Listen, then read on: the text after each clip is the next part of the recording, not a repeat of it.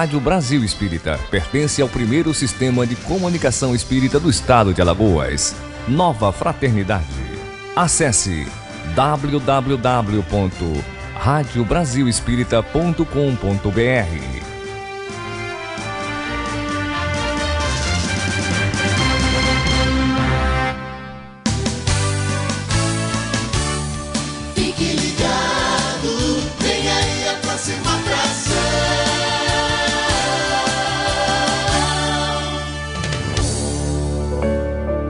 A partir de agora, na Rádio Brasil Espírita, Conversa Fraterna. Apresentação, Leone Soares.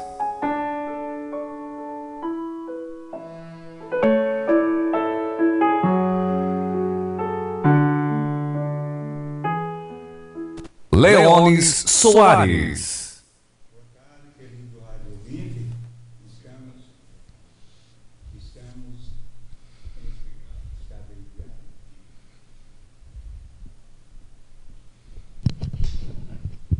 Uma pequena falha técnica. Boa tarde, querido rádio ouvinte. É uma alegria, mais uma vez, estarmos aqui juntos, desfrutando desse momento de aprendizado, de reflexão. Com certeza, é um momento que representa muito para nós, para mim em particular, já que a gente leva uma vida tão atribulada, não é, com tantos outros compromissos de ordem material, familiar, profissional, etc., que sobra pouco tempo para a reflexão. E então vamos bem aproveitá-lo para que a gente tenha uma tarde rica. Nós iniciamos sempre fazendo a leitura de um tema de preparação para a nossa conversa, e o tema escolhido de hoje foi Tente Já. Tente outra vez. Hein? Tente outra vez. Tente outra vez. Isso. Não, eu estou me referindo desculpe, eu estou me referindo à mensagem eu também não me expressei corretamente, estou me referindo à mensagem de preparação, que é com o tema Tente Já. É do livro Momentos de Renovação, psicografia de Marco Prisco, ditado por Marco Prisco, e psicografia do Divaldo. Ele foi extraído do site liçõesdevida.org.br. Então, tente já. Agora que você experimentou a violência com resultados lamentáveis, tente a brandura. A brandura impregna de paz.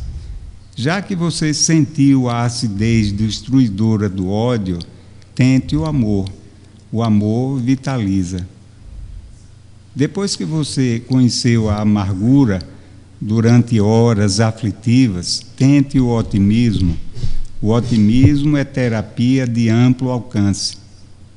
Diante das horas lancinantes do desespero, tente a confiança. A confiança reorganiza o ambiente e reajusta as peças que o desespero desarticulou.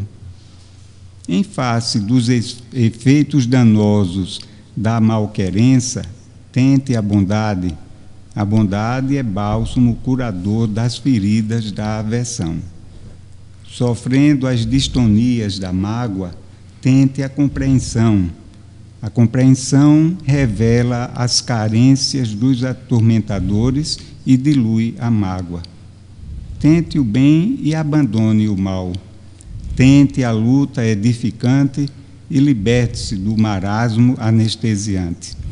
Tente seguir Jesus, antes que os ardis mundanos o amesquinhem e destruam.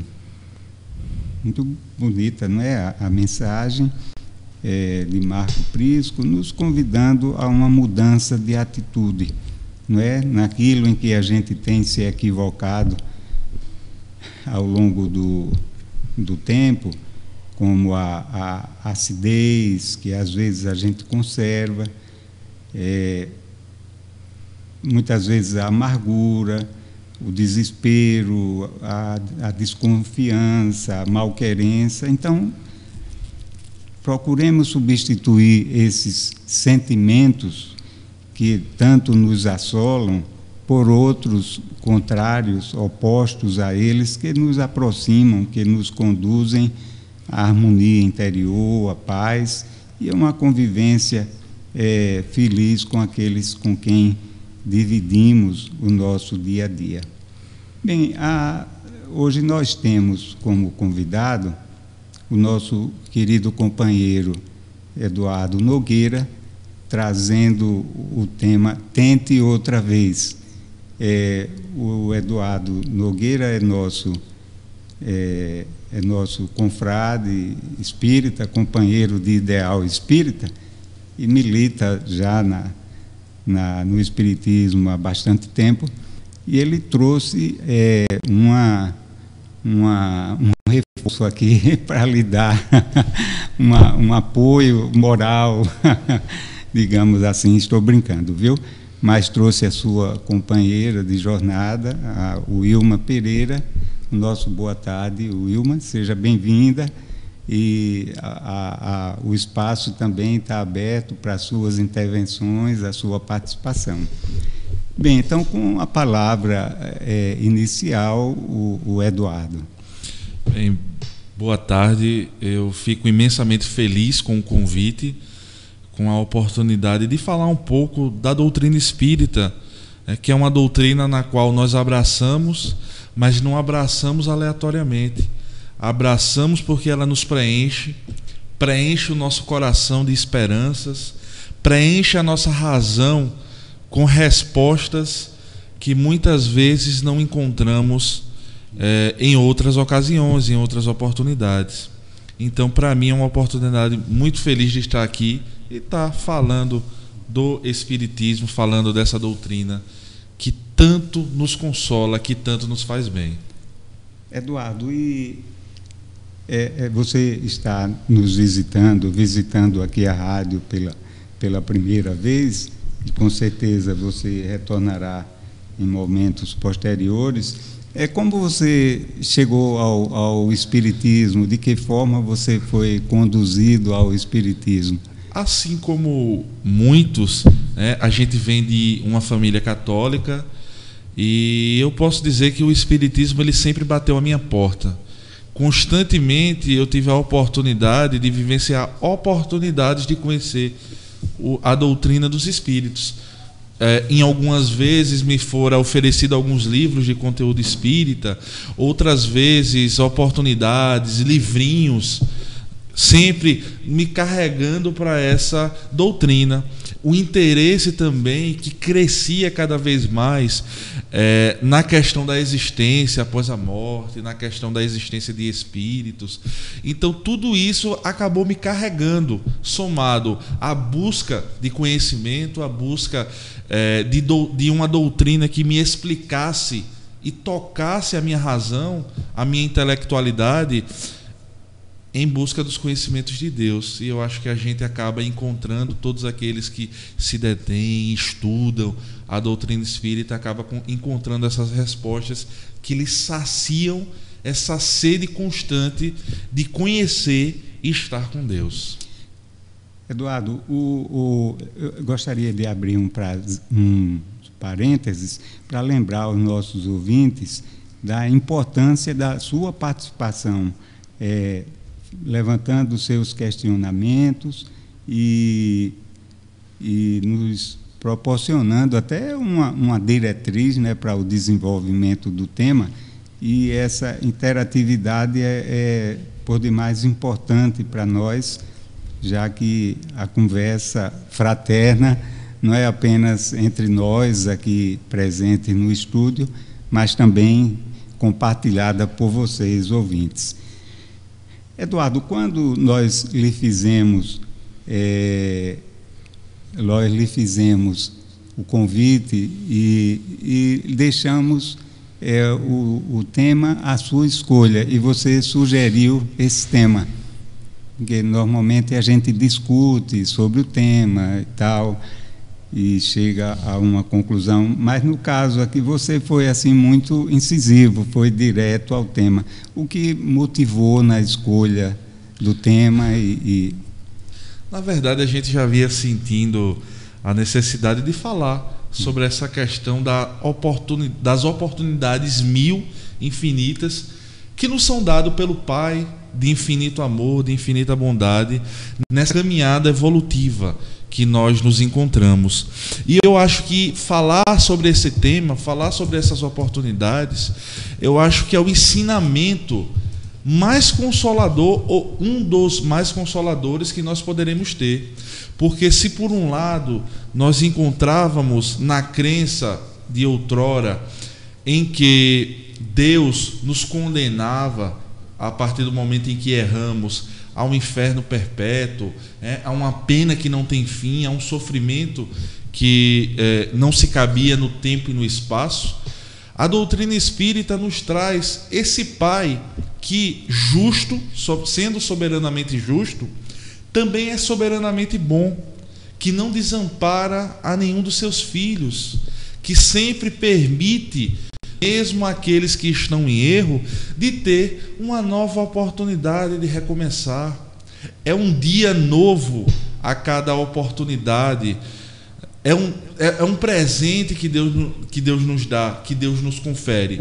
Essa oportunidade de recomeço, essa oportunidade de tentar novamente, que muitas vezes não se traduz apenas em outra vida, mas são oportunidades que nos são dadas no transcorrer da nossa própria existência presente. Então é muito consolador saber que temos um Pai que não é só justiça, mas que também é amor, que ao invés de nos condenar, ao invés de apontar e dizer vai para o inferno, Ele estende as suas mãos misericordiosas a nós, que em grande maioria estamos no erro, erramos constantemente, transgredimos a lei do nosso Criador, em virtude da nossa condição evolutiva, ainda somos seres em estágio abaixo da evolução, e em virtude disso carregamos muitos problemas, muitos defeitos que precisam ser burilados, que precisam ser trabalhados. A questão do orgulho, a questão do egoísmo, da vaidade, esses sentimentos que nos arrastam muitas vezes aos males do sofrimento. E entendo ainda essas más inclinações, não somos nós condenados ao inferno toda vez que caímos, mas não, Deus nos estende as suas mãos, nos resgatando e dizendo: meu filho, toma uma nova oportunidade, toma um novo dia para que tu recomeces, para que tu tentes outra vez no caminho dos erros, nesse caminho do progresso, nessa lei imorredora, nessa lei tão divina que é a lei do progresso. Nós com referência ao tema, ela nos faz lembrar uma frase do Chico, nosso querido Chico Xavier, que é cheia de sabedoria, como tudo que saía da boca, do coração do Chico. E ele dizia assim: ninguém pode voltar atrás e fazer um novo começo, mas todos nós podemos começar agora e fazer um novo fim. Isso é maravilhoso, não é? Como ele coloca com tanta sabedoria, com tanta beleza, essa realidade para nós, esse convite para nós, para estarmos dispostos a retomar a nossa caminhada. Isso não quer dizer que a gente, contando com a possibilidade de recomeçar, estejamos desatentos aos nossos deslizes, mas uma vez deslizando e caindo, que levantemos a cabeça e prossigamos, porque aí, como você falou, está a grande bondade do Pai, que é justo e é, sobretudo, amoroso, que quer o nosso bem, E essa questão do levantar a cabeça que você, Leones, levantou, ela é muito importante. Porque Muitas vezes, quando a gente encontra-se no erro, quando a gente nos encontramos em falhas, existe uma dificuldade muito grande de dar esse primeiro passo, de levantar a cabeça. Quantas são as vezes que nós ouvimos aquela célere frase que diz: não, eu já sou errado mesmo, né? já sou assim. Ou então, muitas vezes, quando as pessoas dizem: não, isso daí é só para Jesus, eu ainda sou aqui nessa condição. E nos esquecemos dessa necessidade que nós temos. Se estamos no erro, temos a obrigação, por todas as benesses que nos é dada por Deus, pela vida maravilhosa que floresce a cada dia, de levantar a nossa cabeça sim e começar a dar os primeiros passos. Muitas vezes os erros, as más tendências, as más inclinações, elas são muito profundas, mas necessário se torna, imperativo se torna que a gente não desista, que a gente não esmoreça em virtude de nos encontrarmos nessa situação, mas que nós tenhamos a coragem de levantar a cabeça, de reerguer e de dar os primeiros passos. Tem uma frasezinha também de Joana de Ângeles, uma mensagem que no momento eu não recordo, que ela diz o seguinte, que nós devemos, diante do erro, nós devemos não ficar se lamentando, né? Não ficarmos prostrados, devemos assumir as responsabilidades e descartar o sentimento de culpa, né? Porque muitas vezes a gente fica preso à culpa, se lamentando, porque eu errei, cometi um equívoco e tal, não é? Sobretudo quando é uma coisa que diz respeito a ferir alguém, a maltratar, não é? Então a gente fica se lamentando e não assume uma postura de correção, não é? De proatividade, mas sim de lamentação e digamos assim, de guardar em si aquele sentimento de culpa pelo ato equivocado praticado, não é? Eu acho também essa frase assim, esse ensinamento, essa sugestão muito oportuna. É verdade. As bênçãos que nos são dadas, né? A gente vê a providência divina trabalhando para que nos seja propiciado todo um ambiente adequado ao nosso crescimento.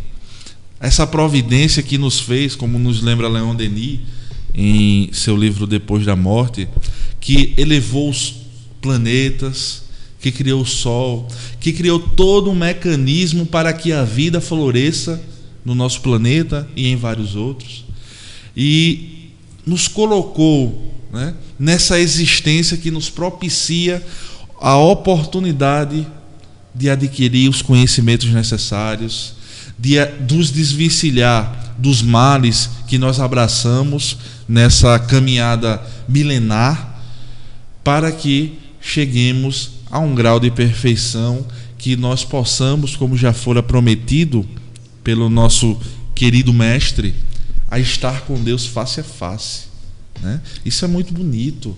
A recompensa de você se trabalhar, quando a gente começa a realmente observar a nossa mudança íntima, quando nós observamos aquelas pequenas vitórias com relação ao orgulho, vencendo a nossa vaidade, amando o nosso semelhante, praticando bem a caridade, que é a diretriz, que é o caminho, muito nos é confortador acordar e perceber que hoje nós já somos um pouco melhores do que nós éramos anteriormente, né? De ver esse mecanismo divino do burilamento, do caminhar rumo ao Deus, rumo ao nosso Pai, rumo realmente às regiões mais felizes do que essa. Porque nós somos os responsáveis pelas nossas dores e os nossos sofrimentos. Eu lembro aqui, em uma das questões, em uma das várias questões do Livro dos Espíritos, que Deus não nos criou com esses vícios. Na questão 115 do Livro dos Espíritos, ele nos é bem claro. Ele diz: Deus criou todos os espíritos. A espiritualidade respondendo a um dos questionamentos de Allan Kardec. Então ele fala assim, os espíritos respondem: Deus criou todos os espíritos simples e ignorantes, isto é, sem saber. A cada um deu determinada missão, com o fim de esclarecê-los e de os fazer chegar progressivamente à perfeição, pelo conhecimento da verdade, para aproximá-los de si.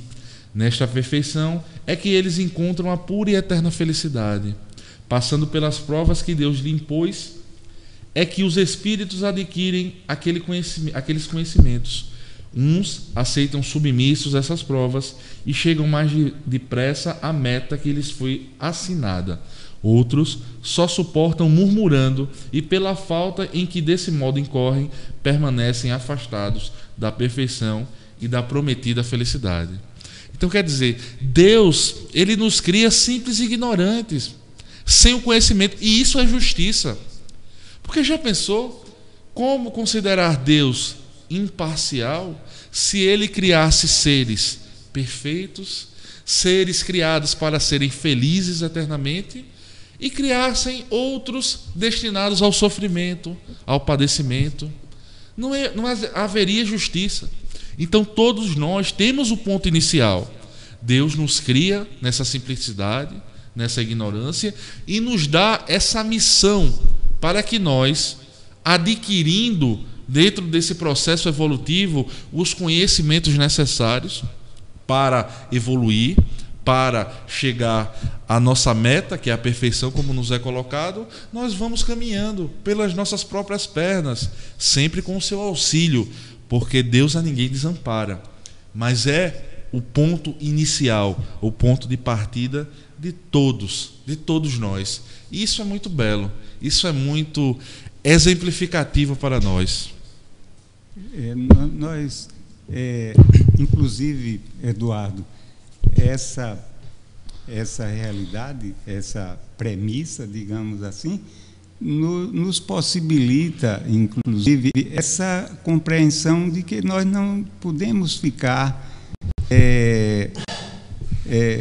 angustiados com os nossos erros, com os nossos equívocos. Não devemos alimentá-los. A sugestão de Joana de Ângeles, não é? A gente assumir que errou, mas não guardar em si o remorso, não é? E ter uma atitude ativa ou proativa de refazer o equívoco, de se corrigir e procurar não mais cometer. Porque nós estamos sujeitos, todos nós, a esses erros, né? O pessoal costuma dizer, não, porque nós somos humanos, não é? Naturalmente que nós somos humanos e nunca deixaremos de ser humanos, nunca deixaremos. Mas isso não justifica que a gente use esse pretexto do nosso aspecto de sermos humanos para a gente não tomar atitudes de mais força, de mais coragem, de mais vontade para permanecermos no caminho do bem. Eu estava me lembrando aqui de alguns personagens da nossa história, mais recente e mais passada, né?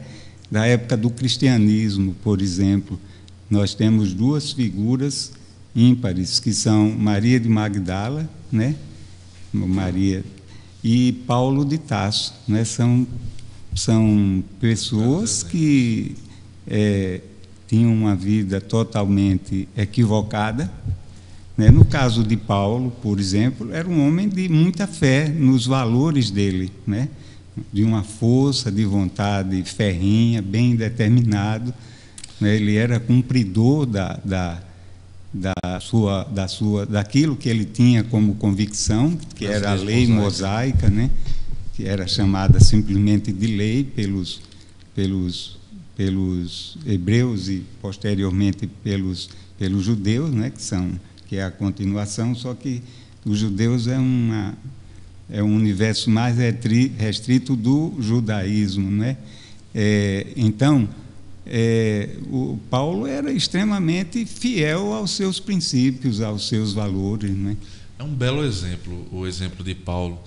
Realmente, Paulo, ele, dentro de sua crença, cometeu muitos crimes. Quantas vidas foram ceifadas pelas mãos de Paulo, acreditando que estava fazendo certo em ceifando a vida de cristãos. E, de repente, naquela bela passagem que está nos evangelhos, ele encontra ao caminho de Damasco aquela luz que o cega, aquela luz que o conclama efetivamente a seguir agora pelo caminho correto. E essa história nos faz lembrar que um bem que a gente faz, ele pode remir muitos e muitos pecados. Porque a partir daquele instante, quando Paulo pergunta a Jesus: que queres tu de mim? E Jesus, queres que eu faça, isso, né? Isso. Que queres que eu faça. E aí Paulo entra na diretriz e é hoje considerado um dos principais apóstolos e propagadores da doutrina cristã, certamente remindo todas as faltas, todos os pecados. A gente imagina como deve ter sido difícil para Paulo, né? Quantas das vezes ele deve ter sido considerado hipócrita, né? Há um homem que alguns anos atrás matava os cristãos e agora estava ali, naquele mesmo ambiente, naquelas mesmas paisagens, falando de Deus, falando do Cristo, falando das bem-aventuranças, da Boa Nova. Isso, então, é um exemplo muito bonito, é um exemplo muito belo. E uma coisa notável, né, na história de Paulo é que ele não ficou se maldizendo, se lamentando pelos equívocos, pelos erros do passado. Ele foi à luta, arregaçou as mangas, né, passou por um período dificílimo, porque a gente conta a história, a gente ouve a história de Paulo como se fosse algo milagroso. Não, Jesus a caminho de Damasco se aproximou dele. Isso, aquela história que a gente bem conhece, e como se a partir dali Paulo tivesse se transformado em um anjo. E não foi. A história, a gente sabe que as nossas mudanças não são assim, né? Paulo, com certeza, já era um espírito com muitas conquistas, né? A nível espiritual, né? É tanto que ele era de uma força interior muito grande e de fidelidade aos seus princípios, né?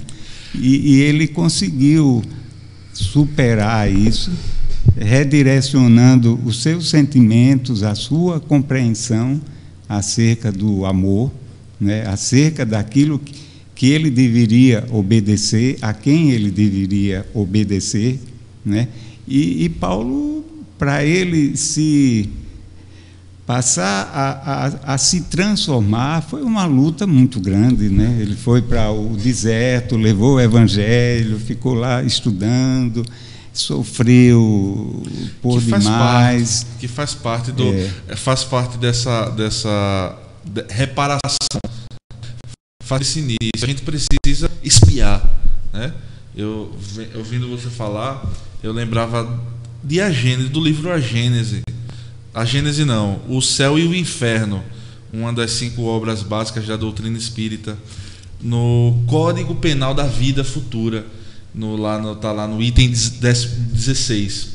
O arrependimento é o primeiro passo para o melhoramento. Ou seja, a primeira coisa que deve acontecer dentro dessa nova postura, como a gente vem falando, de ser ativo, de enfrentar as nossas dificuldades, é se arrepender. A gente precisa reconhecer os males, porque o primeiro passo para vencer é conhecer. Então, se eu não conheço os males que me abatem, se eu não conheço os obstáculos que me derrubam, eu não vou conseguir combatê-los, eu não vou conseguir vencê-los. Então, é reconhecer e se arrepender. Mas o arrependimento apenas não basta. Olha o que a espiritualidade diz, está lá no item 16 do Céu e Inferno. Sendo necessário ainda a expiação, que é exatamente esse processo. Porque, infelizmente, Deus nos diz que nós devemos aprender. Você pode aprender, meu amigo, pelo amor ou pela dor. Infelizmente, no transcorrer das nossas existências, tomamos caminhos errados, não é isso?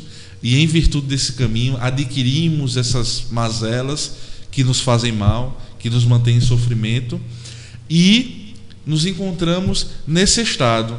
Então, pelo amor já nos negamos e agora é pela dor. Então precisamos expiar, sentir os males que nós fazemos, que nós praticamos, para aí sim aprender. E aí vem a reparação. Precisamos ainda no céu e inferno, reparar os maus, o mal que nós fazemos. E essa reparação, ela é obrigatória, mas ela não necessariamente precisa ser pelo sofrimento, pela dor. Porque muita gente acredita que um familiar que está ali na minha casa, que me trata mal, alguém que me traz sofrimento, é ali uma reparação que eu estou pagando por uma vida futura. Mas não necessariamente eu preciso sofrer, eu preciso ter alguém, porque eu posso reparar também o mal que eu fiz através do amor. A dor que Deus nos impõe para o nosso aprendizado, ela não é com o fito ou com o objetivo de nos punir, ela é educativa. Deus, nós sofremos não para pagar, como muitos acreditam, os maus que nós fazemos, mas para aprender que o que nós fizemos foi errado. Não é isso? Então ele continua: o arrependimento, expiação e reparação são as 3 condições necessárias para apagar os traços de uma falta e as suas consequências. Né? Que bonito. Arrependimento, expiação e reparação. Isso para apagar os traços de uma falta. Quantas faltas nós nos cometemos aí durante a nossa vida, né? Quantas vezes nós precisamos passar por esse ciclo? Nós estávamos nos lembrando também de outros personagens mais recentes da história mais recente, que foi o caso de Santo Agostinho, né? Santo Agostinho, ele foi um teólogo da igreja, um dos pais da igreja, né, católica, mas antes dele assumir essa sua condição de cristão, ele era uma pessoa de hábitos pervertidos, né? E foi também um recomeço muito forte para ele. E outro personagem também é Francisco de Assis, né? Francisco de Assis outro exemplo para a gente. Médium, né? Mediunidade.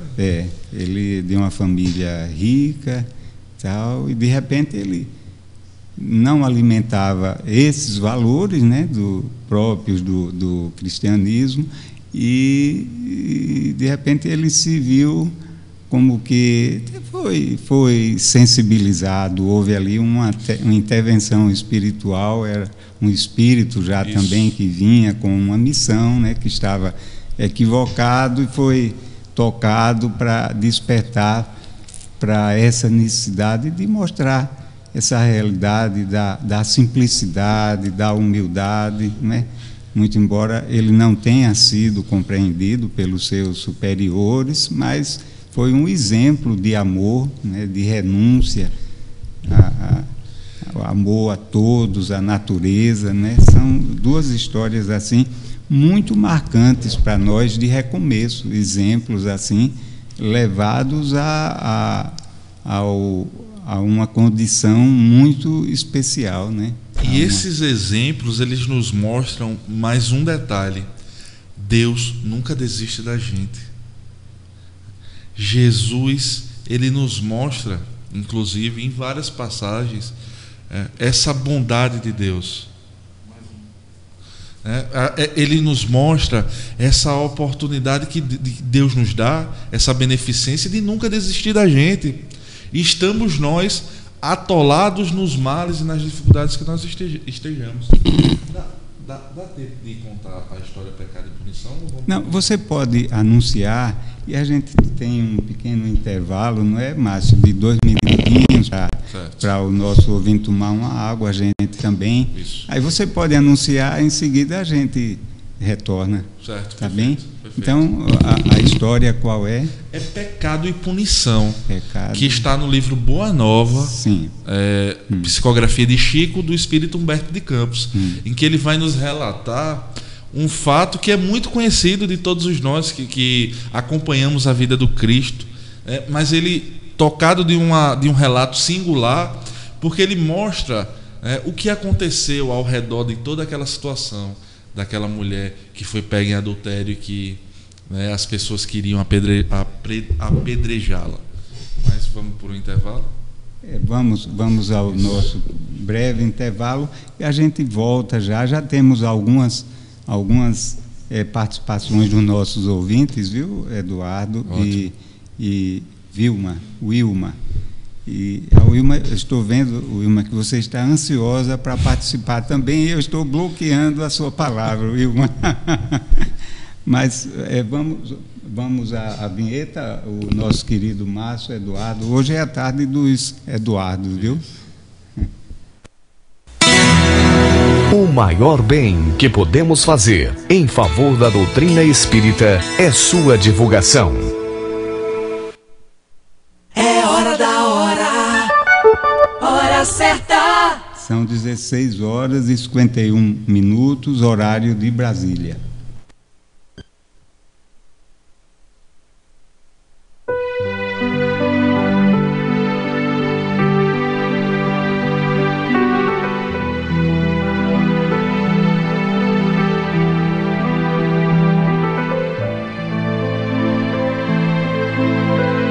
Alô, você aí que está nos ouvindo?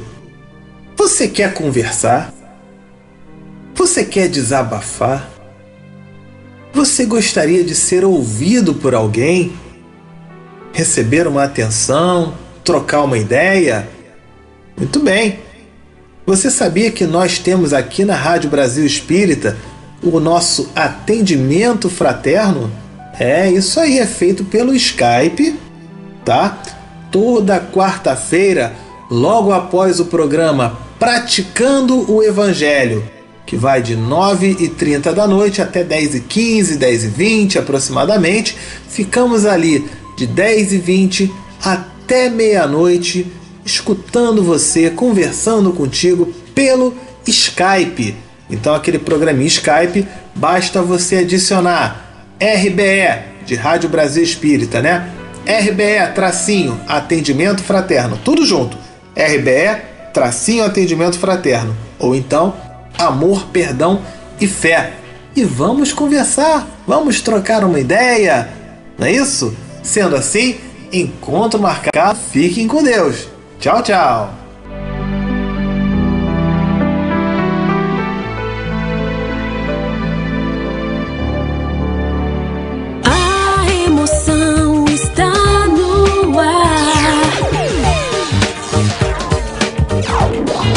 Rádio Brasil Espírita.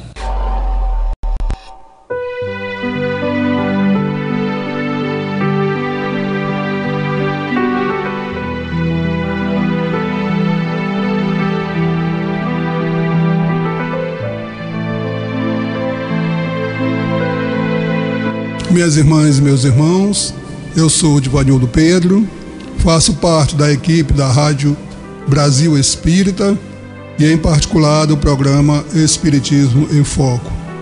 É com imensa alegria que convido a todos para nos acompanhar todas as terças-feiras, das 15 às 17 horas, para melhor compreendermos a mensagem vigorosa do Evangelho de Jesus e os seus ensinamentos sobre as leis de Deus. Contamos com a presença de todos nos dias e horários aqui estipulados.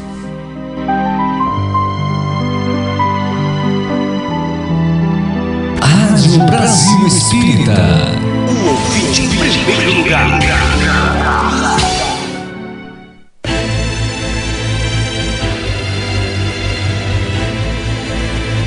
A Rádio Brasil Espírita disponibiliza para seus ouvintes o aplicativo do Google Play, possibilitando a liberdade de acompanharem nossa programação em seu aparelho móvel, com seu sistema Android. Já estamos alcançando os 10.000 aplicativos baixados. Para isso, basta entrar no Play Store do seu aparelho e digitar Rádio Brasil Espírita e clicar em instalar. Muito simples. Junte-se a nós.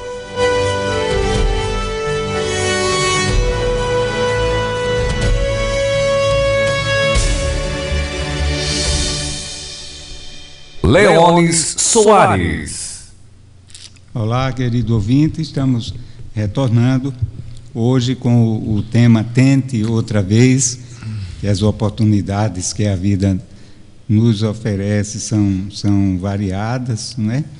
E quanto mais cedo a gente procurar acertar, mais cedo a gente começará a gozar das promessas de Deus para nós, né? Da felicidade, da paz, da serenidade, enfim, de tanta coisa boa que a vida nos reserva. Mas você ficou, Eduardo, de fazer uma referência, um comentário à passagem do livro Boa Nova, um capítulo, né? Por sinal, é um livro maravilhoso, né? Vale que a a pena gente ler, recomenda não só ler, mas estudar, né? Isso. Então Humberto de Campos ele começa narrando que Jesus ele havia terminado uma de suas pregações. Qual é o capítulo? Você recorda? Acabei não anotando aqui o capítulo, Leandro, vou ficar devendo. Mas o título do capítulo é Pecado e Punição. Então, Jesus ele havia terminado de fazer uma das suas palestras, uma das suas pregações em praça pública. E ele começou a reparar uma movimentação da população, um alvoroço. E ele viu que alguns populares estavam exaltados e começavam a gritar, enquanto vinha em sua direção uma mulher ofegante, de semblante apavorado, que clamava por ele com os olhos, né, ajuda, auxílio. E muitos dos judeus que estavam ali aglomerados, eles começaram a incitar o apedrejamento, alegando que aquela mulher era uma adúltera, que era uma mulher da vida naquela época, e que pelas leis mosaicas a condenação para esse tipo de pecado era a morte, e a morte mais brutal, muito brutal, que era pelo apedrejamento. Então, no meio daquela situação, o nosso querido mestre divino, ele foi convidado, foi solicitado que ele fosse o juiz dos costumes do povo. Então, colocando ele entre o ensinamento que ele trazia da Boa Nova, do amor ao próximo, e em contrassenso às leis que foram leis estabelecidas por Moisés. E o mestre exclamou com serenidade, com desassombro, causando inclusive estupefação para com aqueles que estavam já de pedra nas mãos, em busca de saciar essa sede de justiça sem lógica da época. Então, ele falou, Jesus muito tranquilo, falou: aquele que estiver sem pecados, atire a primeira pedra, que é uma passagem que nós conhecemos muito bem da Bíblia. E aquela assembleia se fez sentir uma surpresa naquelas palavras, uma inquietação muito grande se formou. As acusações foram morrendo nos lábios dos mais exaltados. A multidão foi se desfazendo gradativamente, pouco a pouco, de modo que só se conservava lá a mulher que cobria o rosto com as mãos pela vergonha, e alguns discípulos de Jesus. E Jesus, calmamente escrevendo lá no chão, ele ergueu-se e virou para a mulher dizendo: mulher, onde estão os teus juízes? E a mulher, então, olhando para Jesus notando que ela não iria proferir nenhuma palavra, que ela só respondia com o olhar, ele continuou dizendo: ninguém te condenou, também eu não te condeno, vai e não peques mais. E aquela mulher, aquela infeliz criatura, levantava, mas experimentando uma sensação nova no seu espírito. A generosidade do mestre naquela ocasião, ela iluminava o coração daquela pobre mulher. Era uma claridade viva que preenchia aquele espírito, quase que por completo. Mas enquanto a mulher se ia, os discípulos começavam a se questionar: por que Jesus tornou livre aquela pecadora, aquela infiel? Por que ele faria isso? E era uma estranheza muito grande que se fazia naquela situação. Até que João irrompeu o silêncio e questionou mais diretamente: Mestre, por que não condenaste a meretriz de vida infame?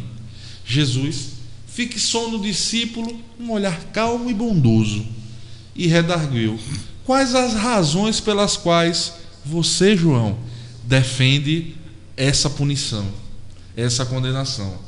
Você por acaso sabe quais foram os motivos que levaram a pobre mulher a se prostituir? Você terá sofrido alguma vez a dureza das vicissitudes que ela sentiu em sua vida? Você ignora, acaso, o vulto da necessidade e das tentações que ela passou? Não sabes quantas vezes ela tem sido objeto de chacota entre os pais, os filhos, as mães? Não seria justo agravar-lhe os padecimentos infernais. Mas João, ainda defendendo a lei mosaica, a lei antiga, disse: mas ela pecou, ela fez jus à punição. Não está escrito que os homens pagarão centil por centil os seus próprios erros? O mestre apenas sorriu, sem se perturbar, e esclareceu: ninguém pode contestar que ela tenha pecado. Isso é incontestável. Quem estará irrepreensível na face da terra? Por acaso os doutores da lei, os filósofos, os magistrados, eles não se prostituíram o seu espírito também por um valor muito menor? A hipocrisia, João, costuma campear impune enquanto se atiram pedras ao sofrimento. João, o mundo está cheio de túmulos caiados. Deus, porém, é o Pai de bondade infinita, e Ele aguarda o filho pródigo retornar ao lar. Quantas pode-se-ia desejar para pecador humilde tormento maior do que ela já se criou para si? Quantas vezes a boca faminta não encontra um pão? Quantas vezes são-lhe negado um carinho, um afago? É que em todos os planos da vida, o Instituto da Justiça Divina, funciona naturalmente com seus princípios. E ele faz uma frase aqui que é muito significativa para a gente. Cada ser, João, traz consigo a fagulha sagrada do Criador e erige dentro de si o santuário de sua presença ou a muralha sombria da negação. Mas só a luz e o bem são eternos, e um dia todos os redutos do mal cairão, para que Deus resplandeça no espírito de seus filhos. Não é para ensinar outra coisa que está escrito na lei: vós sois deuses. Então cada um de nós carregamos essa fagulha, a fagulha do nosso Pai. Todos nós temos dentro de nós essa possibilidade de nos reerguer, de vencer as nossas dificuldades, de fazer incendiar dentro de nós essa pequena fagulha. Mas construímos os muros. Mas, como nos lembra Jesus, só a luz e o bem são eternos, e eles vão vencer. E essa guerra interna que se trava dentro de nós certamente irá ter um fim, e o fim é o bem, o caminho de Deus.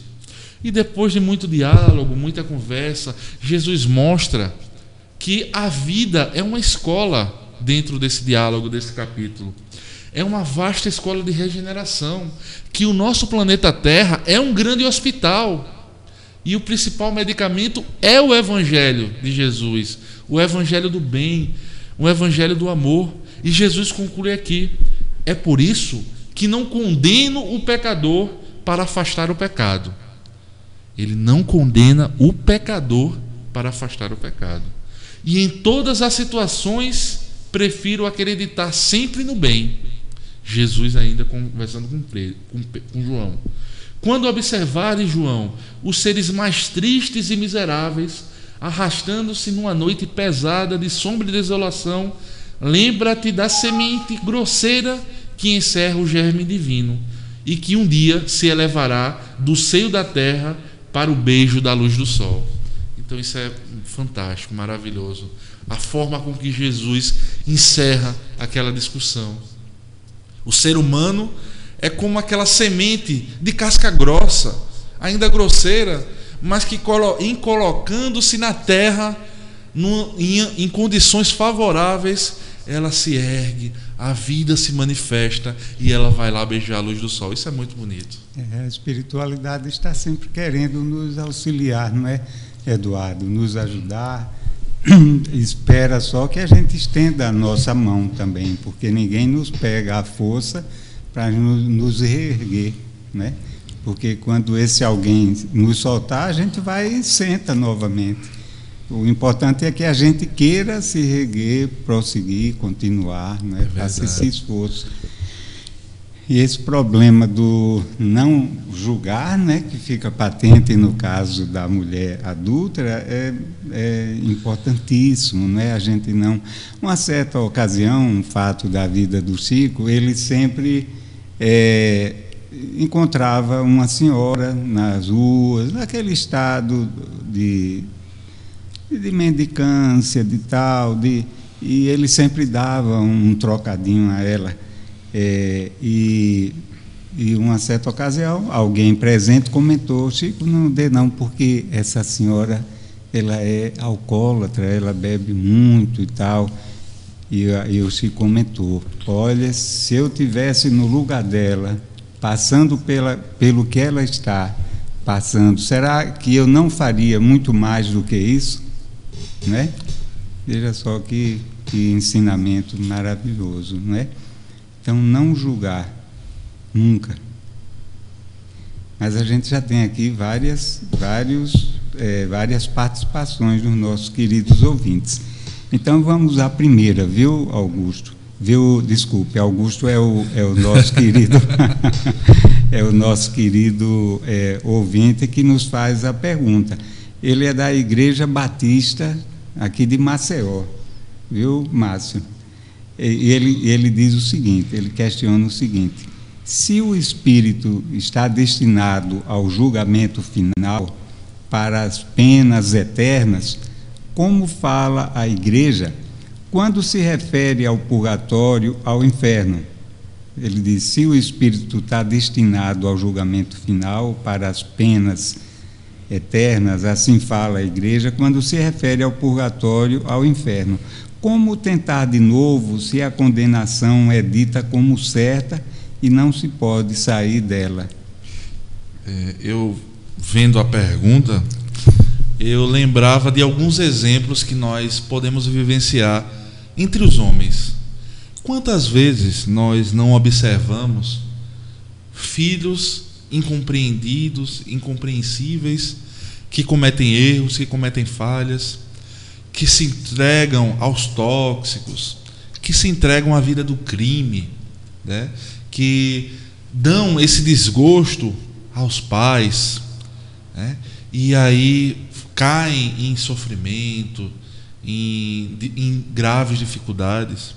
E quantas vezes nós não vemos os pais, homens como nós, sujeitos às imperfeições que nós nos sujeitamos, abraçar os seus filhos no erro, dando todas as oportunidades que lhe é possível para a corrigenda, para voltar ao caminho correto. E aí vem o nosso questionamento: se nós, homens, com todas as nossas dificuldades, temos a capacidade de amar os nossos filhos a ponto de sempre fornecer condições para que eles tenham uma nova oportunidade, seria Deus inferior ao homem? Negando para seu filho, colocando seu filho numa pena eterna, num sofrimento grosseiro? Eu, dentro da minha concepção de Deus, eu sou obrigado a entender que Deus é toda a bondade, é infinitamente perfeito, infinitamente justo. E nessa infinita bondade, Ele não nos lega aos sofrimentos das penas eternas. Ele é justo. E nessa justiça, Ele nos traz a oportunidade de que a gente estava conversando logo um pouco lá atrás. a dizer: meu filho, nos abraçando e dizendo: tenta novamente, tem uma nova oportunidade. Muitas vezes os erros que são cometidos, eles não são possíveis se modificar na presente vida. E aí nós temos que falar da divina bênção da reencarnação, porque Deus não impõe tempo para que seus filhos sigam no caminho do bem, voltem para a sua seara de amor. O tempo, nós temos o tempo que nós precisamos, e Deus sempre há de estar lá, nos fornecendo essas oportunidades vívidas. Quando não, na mesma vida, em outra, temos a oportunidade de renascer. Assim como o sol renasce todas as manhãs, nós renascemos com uma folha em branco para reescrever então a nossa história, para corrigir os nossos males, nessa divina oportunidade que nos é dada pela misericórdia do nosso Divino Pai. Essa questão do julgamento final, que nos é colocado pelo nosso querido ouvinte, Augusto, ela, obviamente, é uma questão simbólica. Nós realmente somos julgados, mas o nosso julgador é a nossa própria consciência. Ao entrarmos no plano espiritual, nos deparamos com todos os males que nós fazemos, e isso nos dói, nos corrói. A nossa consciência nos cobra, nos julga. Deus, que é o infinito Pai, Ele sempre nos dá essa nova oportunidade de recomeço. E um outro aspecto também é que essa história de condenação a penas eternas é uma criação da igreja, não é? De céu, inferno, purgatório, isso é uma criação da igreja. Na verdade, Obrigado. É uma simbologia, né, que foi parte da evolução do pensamento, da questão da fé. Infelizmente, nós vivíamos, na época do Cristo, com povos que não conseguiam atingir a grandeza do plano espiritual, da vida espiritual. Eram povos muito materializados, então eles precisavam de uma linguagem que realmente chocasse. Mas não existia o céu e o inferno, o purgatório na época do cristianismo primitivo, né? Não consta nos evangelhos essa uma passagem, um julgamento. Céu, inferno, Ele purgatório. Fala: quando o Filho do Homem descer na sua majestade, colocará todos os povos à sua frente, separará, assim como o pastor aparta as ovelhas dos cabritos. E aí ele fala, né, dessa questão de que os justos irão para o céu e os pecadores para o inferno. Jesus cita, né? Mas ele cita ali como uma simbologia. O que nós precisamos extrair é o sentido que ele queria ali. Qual era o sentido? Era o bem, a prática do bem, a prática da caridade. Deus vai nos dando o conhecimento, Deus vai nos dando acesso às revelações de acordo com o nosso entendimento. Então, o homem do passado, nós que estávamos lá, ainda dentro desse processo evolutivo, éramos muito ainda materializados, muito ainda no início da evolução, né? Muito ignorantes, a verdade é essa. E nós não conseguimos, coisa que nós hoje conseguimos em compreender a vida espiritual, né? O reino de Deus, efetivamente, nesse mundo em que os espíritos habitam, a questão das penas, né, dos sofrimentos, a questão da felicidade e da perfeição. Tudo é prática, tudo faz parte da lei do progresso. Augusto, obrigado pela sua participação, e eu espero que as colocações do Eduardo tenham atendido aos seus propósitos, Augusto. Temos uma outra questão também, uma outra participação de Denise de Maceió. E ela pergunta o seguinte, viu, Eduardo? Como vencer um processo depressivo e renascer para a vida ainda em vida? É interessante. Qual o caminho? O caminho. Tem uma frase que nos toca a todos os cristãos: eu sou o caminho, a verdade e a vida. Então, Jesus é o caminho. E o que foi que Jesus nos ensinou para o caminho, para a vitória dos sofrimentos, das depressões? É a prática do bem. Amar a Deus, dizia ele certa vez, acima de todas as coisas, e amar ao próximo como a si mesmo. Nessa mesma passagem da qual nós nos referimos na pergunta anterior, Jesus ele fala que todos aqueles que fizeram bem, todos aqueles que me deram de comer, deram de beber, prestaram assistência aos necessitados. E Jesus diz assim: os justos perguntarão: Senhor, quando nós te demos essa assistência? Ele dirá: todas as vezes que fizerestes isso para um desses meus irmãos mais pequeninos, foi a mim que fizestes. O caminho do bem, o caminho da caridade, a prática do amor é realmente o caminho para que nós nos livremos desse processo de evolução, tendo contato, fazendo bem para com as pessoas que efetivamente necessitam. A gente passa a esquecer um pouco das nossas dificuldades. Funciona como um antídoto, não é? Isso. Agora, se a pessoa já está acometida de um processo depressivo, é importante um acompanhamento médico. Lógico, também, não é? Dúvida, é doado. Sem dúvida. E utilizando-se também desse recurso dos ensinamentos do Evangelho, não é? Desse doar-se, do estar ativo, de ser útil, Isso. Não é? Isso daí também é uma ajuda riquíssima. Quando a gente abdica de nós mesmos, né? Tiramos esse sentimento até de egoísmo mesmo e começamos a praticar, nós vemos tantos males. A gente não precisa ir muito longe, a gente não precisa ir na África para ver as pessoas padecendo. Nas ruas da nossa cidade mesmo, nós temos a oportunidade de trabalhar, e é pelo trabalho redentor, pela dedicação, pela entrega, que a gente vai começar a ver que existem tantos problemas maiores que às vezes a gente vai esquecendo, né, das nossas dificuldades, das nossas complicações da vida, nos dedicando ao amor. Eu acho que tem até um livro, o maior psicólogo que já existiu, Jesus, né? Jesus, o maior psicólogo. E assim, é realmente o caminho, o Evangelho de Jesus. Denise, nós lembramos uma mensagem do livro de Joana de Ângeles, Amor, Imbatível Amor. É um livro maravilhoso. E nessa mensagem, nesse livro tem essa mensagem, né, a que eu estou me referindo, que ela fala mais ou menos isso, da necessidade da gente doar à vida o que a gente quer receber. Então, se eu quero companhia, que eu seja companheiro. Se eu quero solidariedade, que eu seja solidário. Se eu quero amor, que eu seja, que eu doe amor, não é? Então, é preciso que a gente, porque a vida devolve para nós, Denise, o que a gente dá para ela, né? Exatamente. Então, isso é maravilhoso.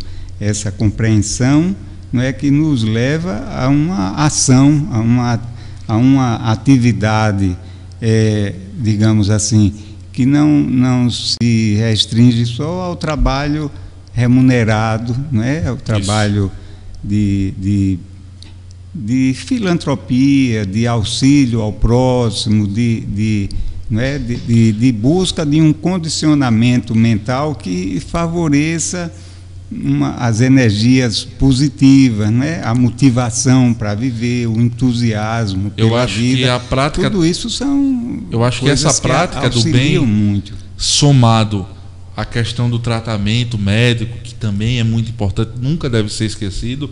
Eu acho que esse aí é um bom norte, né? Um bom caminho para que a gente se desfaça dessa doença, que é uma doença da alma.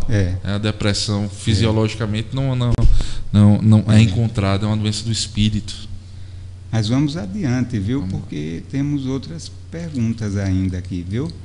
Olha, nós respondemos a Denise. Muito obrigado, Denise, pela sua participação. Tem uma outra questão que o autor aqui não se identificou, Márcio, mas nós vamos fazê-la. ele descreve aqui o seguinte: então Pedro, é de número 3. Tem sim, tem. Muito obrigado. Está mais abaixo aqui é Joana do Recife. Nosso abraço, Joana. E a Joana diz o seguinte: então Pedro, aproximando-se dele, de Jesus, né, lhe perguntou: Senhor, até quantas vezes pecará meu irmão contra mim e eu hei de perdoar? Até 7, respondeu-lhe Jesus. Não te digo que até 7, mas até 70 vezes 7. Mateus capítulo 5, versículos 21 e 22. Devido à pequenez e falta de esclarecimento dos encarnados na terra, todos estão sujeitos a ofender teu próximo. Pode-se dizer que é mais uma oportunidade de recomeçar? Entendeu a pergunta? Entendi. Eu acho que entendi o sentido. Toda a gente precisa compreender que todos os seres que nos cercam, com as suas dificuldades, às vezes com desafios de convivência, efetivamente eles são oportunidades para que a gente vá se burilando, para que a gente vá se melhorando.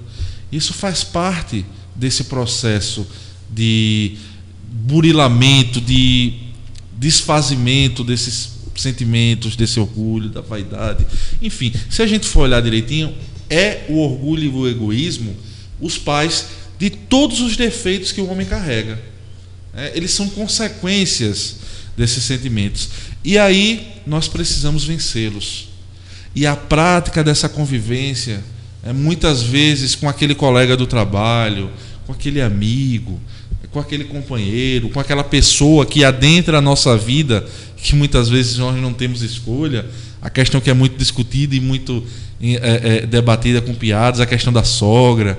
Enfim, todas essas pessoas que se apresentam em dificuldade, a gente tem que começar a enxergá-las como professores que nos ensinam efetivamente o dom da compreensão, de entender a dificuldade do próximo, de entender a dificuldade que o semelhante ainda carrega.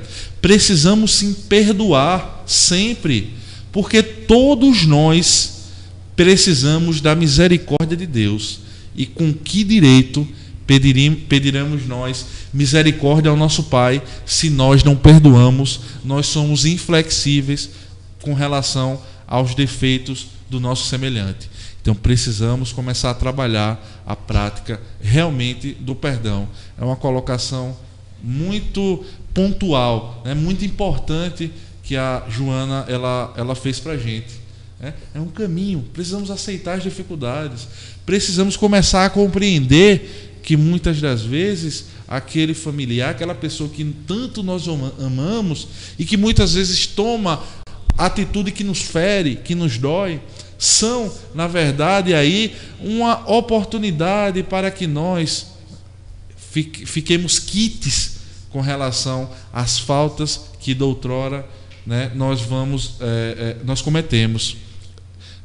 Dentro do Evangelho segundo o Espiritismo, ele tem as causas das aflições. Então, as causas primárias, as causas atuais, e as outras. E ele tem uma passagem lá que ele mostra muito bem quando ele nos diz que todos os sofrimentos que os homens passam, na grande maioria das vezes, nós vamos ver que são reflexos das atitudes dele na própria vida.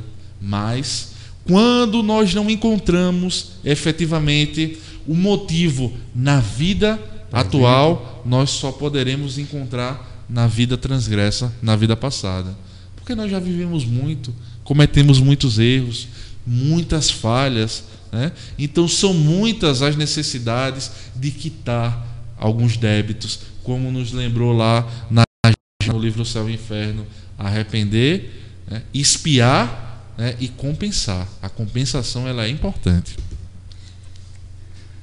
Uma coisa importantíssima em relação ao perdão é que não é só o perdoado que é beneficiado, mas quem perdoa, não é? Quem perdoa também é muito beneficiado, porque se livra de um peso, não é? Quer falar? Se livra de um peso, é como se cortasse um grilhão, não é? Um elo forte que o estivesse impedindo de prosseguir, não é? E quando a gente guarda mágoa, rancor, ódio, a gente adoece, torna-se infeliz. E isso daí, sendo algo que se prolongue, os malefícios para o espírito e com reflexos para o corpo físico também são imensos, né? Se você me permite uma intervenção, Leônidas, todos os defeitos eles nos levam a sofrer. Se a gente observar, por exemplo, o egoísta ele sofre. Ele sofre quando ele percebe que o mundo não gira ao redor dele e sente essa necessidade. O ciumento, ele também sofre. Ele sofre quando ele vê que aquele objeto da sua atenção, ele não é exclusivamente seu. Então nós vamos observar que todos esses defeitos, todas essas falhas de caráter moral, elas nos levam ao sofrimento. Elas nos levam a prisões. Isso. Nos levam a prisões. A superação dessas dificuldades, não é, Eduardo, nos liberta, né? Nos liberta. Obrigado, Joana, pela oportunidade que você nos ensejou. Mas vamos adiante. Temos agora a participação de Gustavo, da Bolívia. E o Gustavo ele diz o seguinte: pois se amardes aos que vos amam, que recompensa tereis? Não fazem assim os publicanos também? Não fazem os publicanos também o mesmo? Não raro os encarnados da Terra são dotados de dupla personalidade. A dupla personalidade é uma forma de tentar de novo? É uma pergunta do Gustavo. É uma pergunta complexa, né? Primeiro a gente precisa diferenciar a questão da dupla personalidade como uma distorção física, né? Como um transtorno mental que existe mais diretamente, né? Isso em que o espírito, a pessoa ela tem realmente duas identidades diferentes, né? E essa questão da dupla personalidade quando, como foi referido aí, nós amamos a quem nos ama, aos nossos familiares, que é muito fácil, como Jesus nos ensinou, e quando nós, ao contrário, né, odiamos os nossos inimigos, não amamos. E com essa passagem que ele citou aí de Jesus é muito significativa também, porque ele nos mostra a necessidade de nós amarmos não só a quem nos ama, porque é muito fácil, é muito simples, não existe dificuldades em amar a quem me ama. Amar a minha mãe, que me dá toda a atenção, aos meus familiares, a minha esposa, a minha família, né? Isso é muito fácil. O objetivo, né, o degrau a ser escalado aí é amar aquela pessoa, que muitas vezes a gente diz que é o calo do nosso pé, aquela pessoa que nos persegue, porque temos ainda essa mania, esse costume de nos colocar sempre na condição de vítima, não enxergando os nossos defeitos e as nossas falhas. Mas um dos caminhos a ser seguido, amar sim aquele que nos quer mal, que nos deseja o mal, que trabalha muitas vezes para os percalços. Mas precisamos identificar o que seria, na linguagem do próprio Jesus, amar aos inimigos. Amar aos inimigos não é estar abraçando, não é estar com esse contato mais íntimo, não, porque ainda nós não temos essa condição. Precisamos entender que não somos ainda perfeitos, que o amor fraternal, universal, o fato de eu olhar para uma pessoa que para mim me é alheia e amar a ela como eu amo um filho, ainda não nos cabe ainda. Nós ainda estamos um pouco distante desse amor fraternal. Mas amar ao inimigo é não desejar-lhes o mal, é fazer todo o bem que nos seja possível, é não ficar triste quando uma coisa boa acontece com ele, é não ficar feliz, pelo contrário, quando o bem o abate. Então o ser humano, ele vive realmente em conflito consigo mesmo, Porque aquela guerra dos nossos hábitos, as pessoas costumam dizer que nós precisamos tirar de nós o homem velho. Eu não acredito que a gente tenha que retirar o homem velho, não. Nós temos que trabalhar o homem velho para que ele tenha uma nova concepção de vida, para que ele seja uma pessoa melhor. Então nós vivemos nesse duelo. Lembremos aos nossos queridos ouvintes que nós estamos em uma fase de transição. O nosso mundo vai se tornar, certamente, a cabo de pouco tempo, um mundo melhor. Não é isso? E a gente fica dividido entre essa nossa tendência ao egoísmo, essa nossa tendência às dificuldades naturais que nós estamos dentro desse nível em que nos encontramos, e dessa nova necessidade, dessa nova provocação que Jesus nos faz de amar a todos indistintamente. Então é uma divisão necessariamente. Então precisamos, com certeza, trabalhar para que o bem vença. Como disse Jesus, lembrando, algum tempo atrás a gente comentou, só o amor é imortal. Só ele permanece efetivamente nas nossas vidas de forma perpétua. Gustavo, nosso amigo boliviano, é que a nossa compreensão ainda acerca da vida ainda é muito limitada. Então nós ainda entendemos a nossa família como sendo aqueles que têm relações de consanguinidade conosco, não é? Mas Jesus veio nos mostrar outra realidade, veio nos trazer Deus como nosso Pai, como Pai de amor e de bondade. Consequentemente, todos nós somos irmãos, em última instância, somos filhos do mesmo Criador, do mesmo Pai.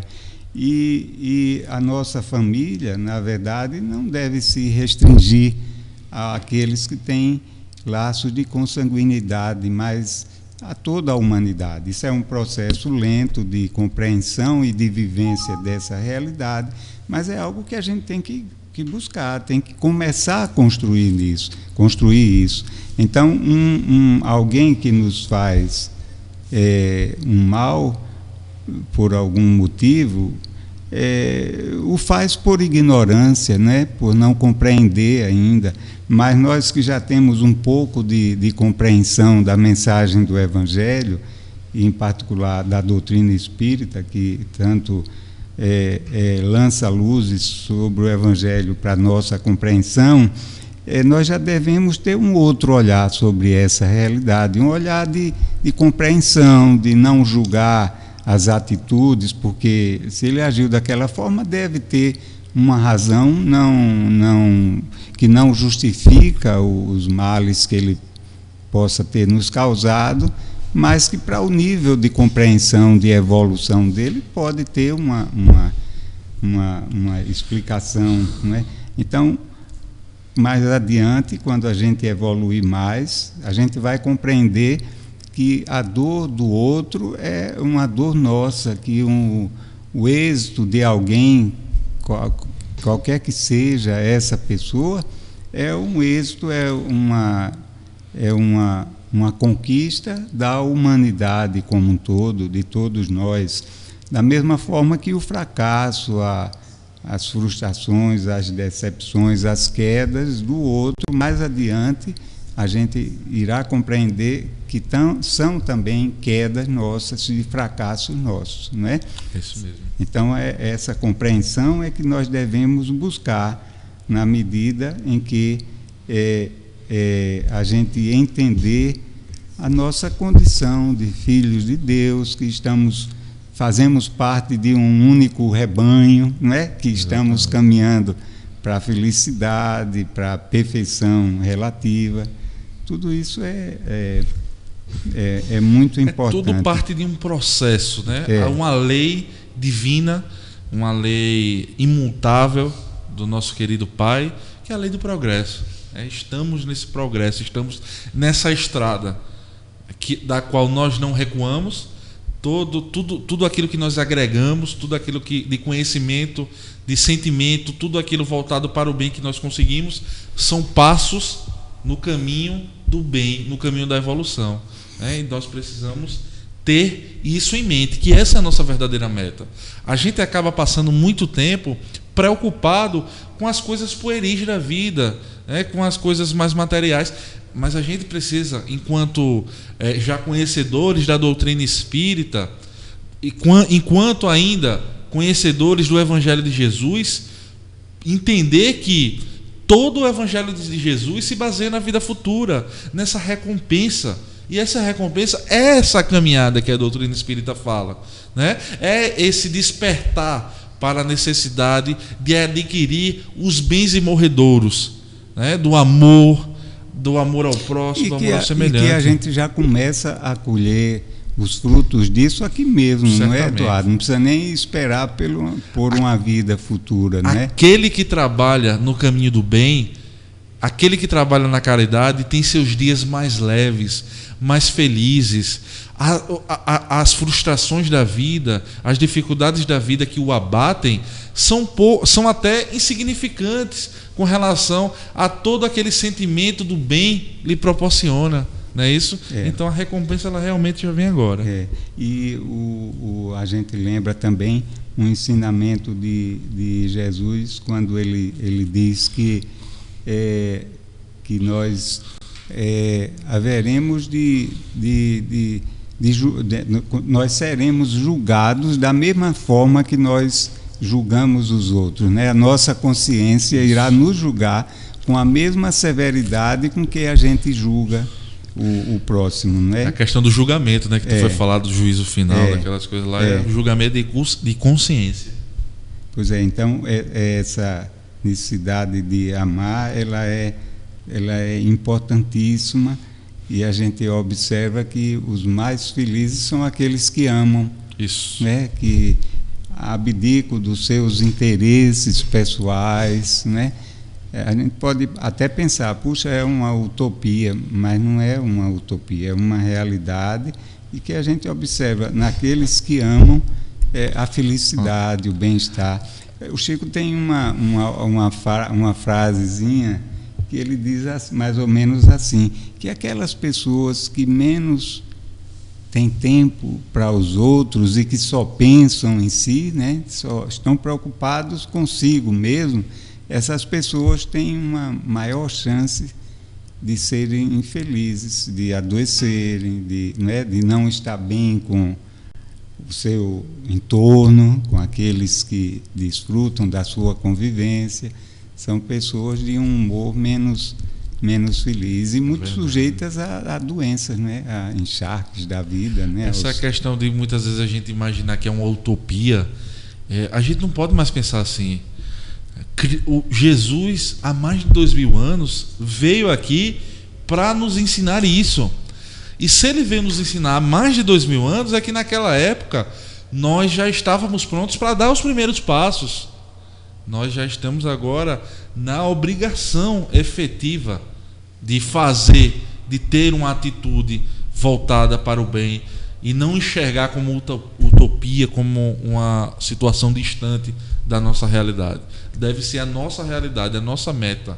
Obviamente é sempre importante lembrar que o caminho é difícil, que a estrada é longa, mas o primeiro passo sempre é necessário para o fim da caminhada. Eduardo, a gente tem um lembrete, um aviso aqui para os nossos ouvintes, é que sexta-feira próxima, todas as sextas, né, às 14h40, acontece o programa Aprendendo com Jesus, com o Alonso Filho. E na sexta próxima, a convidada será a doutora Lilian Espíndola, com o tema Por que Sofremos.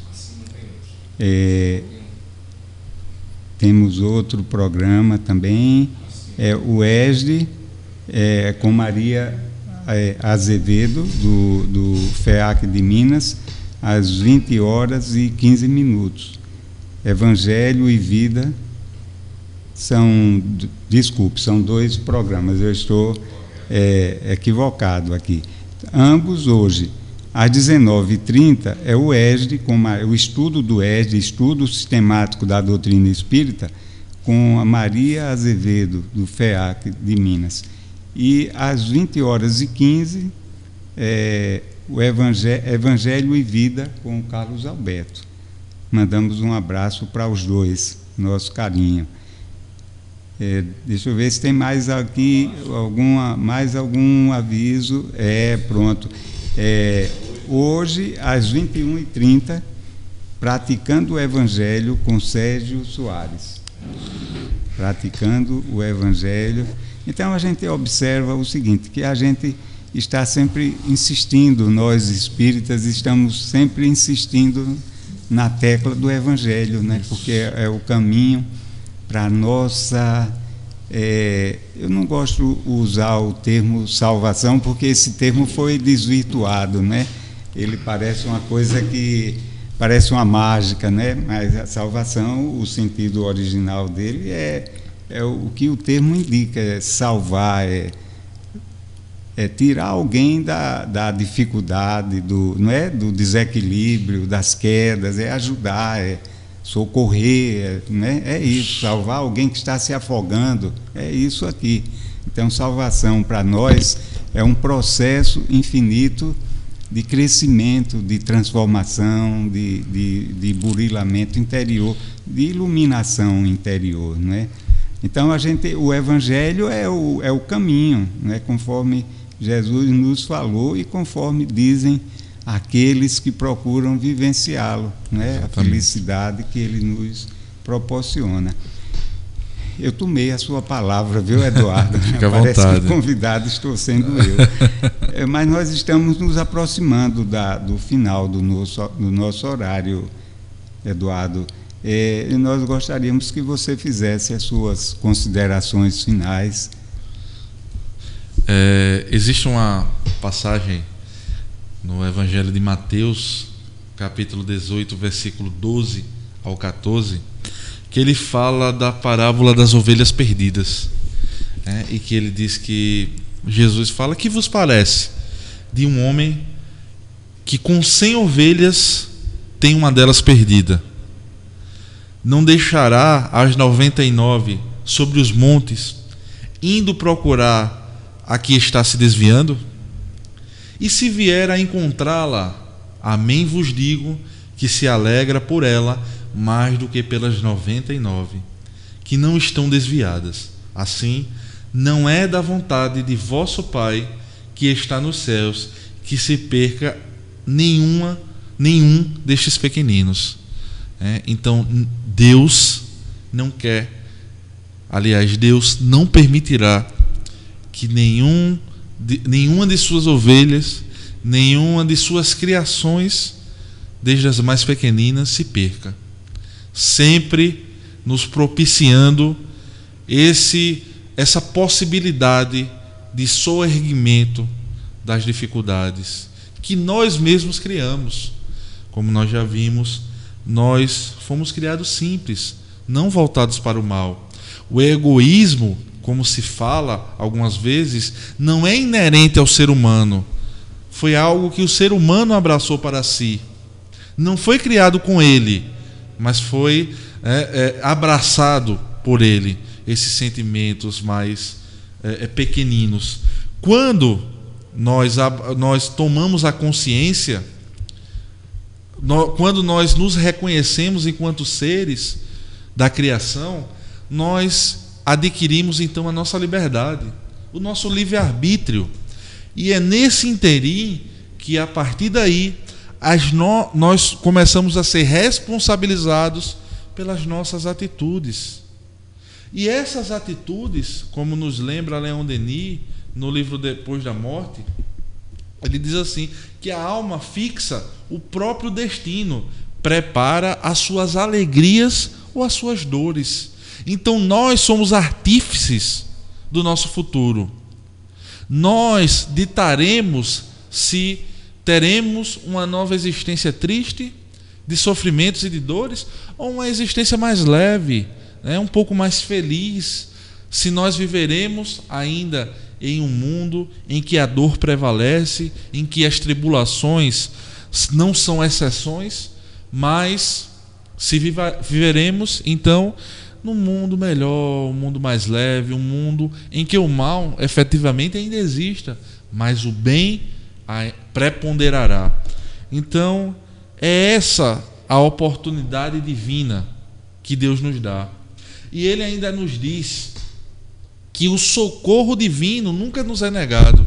Porque a gente pode ficar pensando, imaginando, poxa, mas eu sou tão errado, eu não consigo me recuperar. Ou então uma coisa que às vezes acontece, que a gente já praticou tanto aquele mal que a gente não tem nem...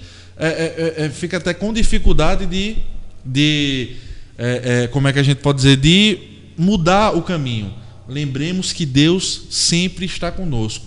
Lembremos de sua divina providência rumo ao nosso levantamento, rumo ao nosso melhoramento, rumo a dias mais felizes. Essa é a proposta que a doutrina dos Espíritos nos traz. Eduardo, nós agradecemos a sua participação e esperamos que você retorne mais adiante. Agradecemos também a presença da Wilma. Eu espero que na próxima vez ela também divida com você o programa. E agradecemos aos nossos queridos ouvintes pela audiência, pela participação mais direta de alguns, na certeza de que vocês estarão conosco sempre, dividindo esse espaço para que o nosso aprendizado possa acontecer. Agradecemos, sobretudo, a Deus, o nosso Pai de amor e de bondade, que tanto nos ama e que tanto quer a nossa felicidade. E, finalmente, agradecemos ao outro ao outro Eduardo, que é o Márcio Eduardo, pelo apoio, pela força que ele nos dá. Muita paz para todos.